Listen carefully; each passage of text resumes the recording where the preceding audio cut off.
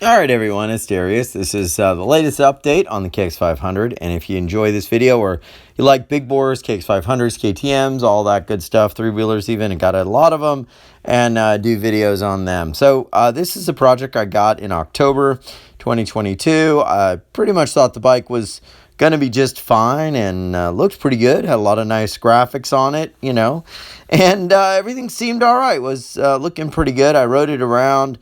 Obviously blubbery, didn't really clean out very well, and I was still pretty happy and thought, hey, not a bad deal, and I'm gonna have some fun with it. So there I was after getting it, and as I started kind of fishing around as we do, started noticing some things I thought were a little odd. Number one, the drain bolt under the crankcase was leaking and had been repaired.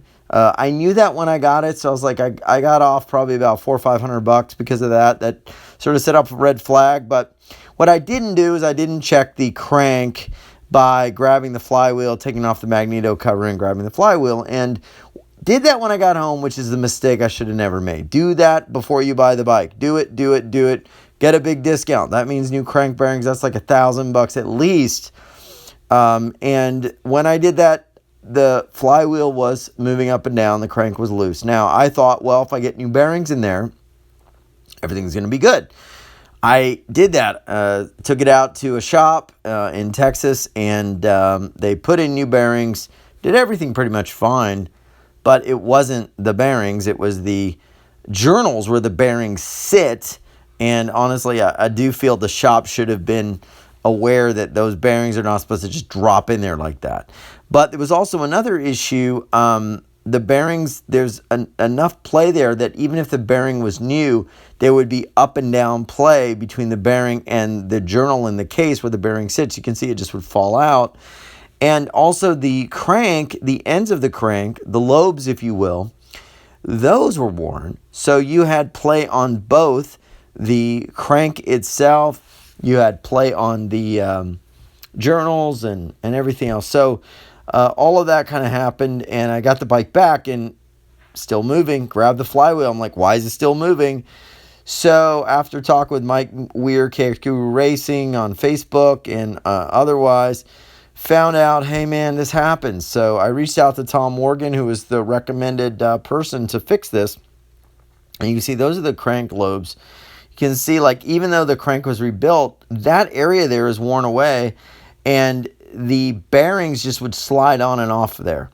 So that was creating play. So I sent everything off to Tom Morgan, waited a little while, came back, got everything rebuilt. He also didn't just true it, but he balanced it. So the weight distribution of the crank is balanced, which cuts down the vibration. So the vibration and the fact that these are maybe a little under-engineered is one of the reasons why the KXs have these issues.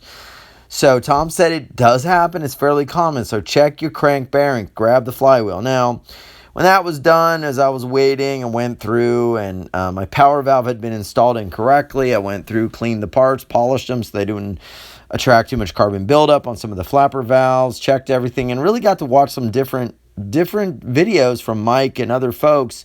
KX Sandblaster YouTube channel is really good. Got all that done, and then decided after looking at Ryan Lester and other guys' bikes that have done 92s, like, you know, I'm going to rip those graphics off. I'm going to do this 92 vintage look, but I don't think it's vintage. I think it's great. The one thing I wanted to do, and I might still change it, was like, you know, I'm going to go with a little bit of this burnt bronze. I thought that looks kind of cool with the green. So I got the Boys in Racing ignition cover and did a little burnt bronze on some of the little things like the water pump and also the chain guard,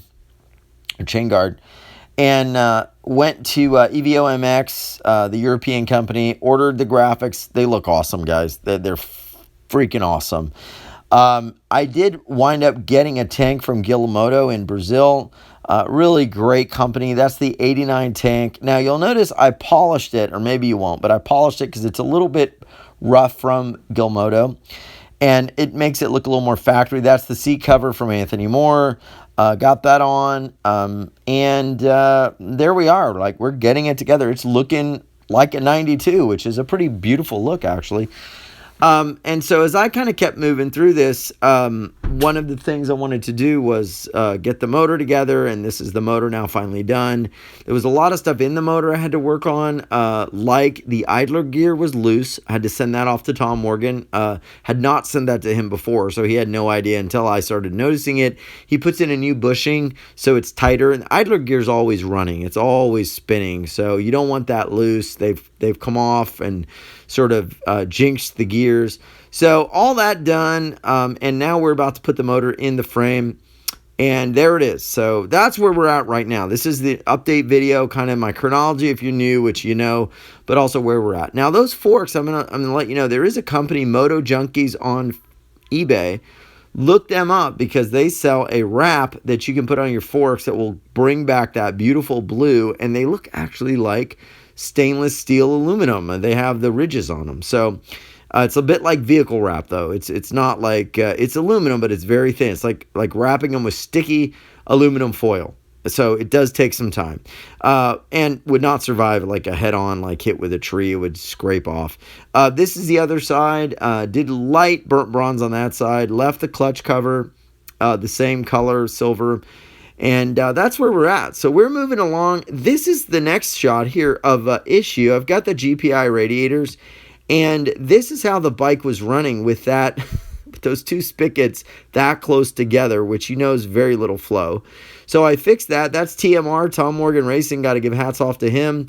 I'm going to fix that spigot. I'm going to cut a little bit off of that one, so we have some flow there, and then I'm going to get everything back together. But that's where we're at. The motor's in there. Everything should be done, and I'll give you guys an update pretty soon. Hope you liked it. If you did, hit like and subscribe and follow the rest of the journey. Got a lot of details about rebuilding your KX and also what to watch out for. We'll save you thousands of dollars, believe me, or make you pass up a bike that's going to be a money pit, which I kind of wish. But hey, I'm not looking back. It was all fun and good learning. Take care, everyone. Hit like and subscribe if you enjoyed the video.